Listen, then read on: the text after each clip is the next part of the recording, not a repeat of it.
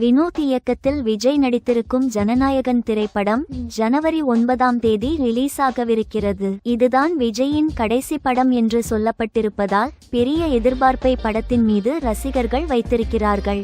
சில நாட்களுக்கு முன்புதான் இப்படத்தின் ஆடியோ வெளியீட்டு விழா மலேசியாவில் நடந்தது. இந்நிலையில் இயக்குனரும் நாம் தமிழர் கட்சியின் தலைமை ஒருங்கிணைப்பாளருமான சீமான் ஜனநாயகன் படத்தை அட்டாக் செய்திருக்கிறார். ஒரு மேடையில் பேசிய அவர், விஜய் இப்போது ஜனநாயகன் என்ற படத்தில் நடித்திருக்கிறார்.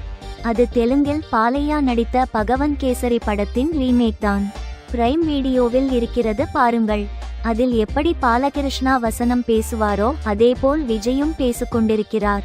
இயக்குனரின் கீழ் நடித்து பழகி அரசியலுக்கும் ஒரு இயக்குனர் தேவைப்படுகிறார். விஜயின் கூட்டம் கொள்கையே இல்லாத ஒரு கோமாளி கூட்டம் என்றார். தமிழ் சினிமாவில் இந்த வருடம் பல படங்கள் ஹிட் ஆகி இருக்கின்றன. அதிலும் இணையத்தில் பெரிய அளவில் சில பாடல்கள் ஹிட் ஆகி இருக்கின்றன.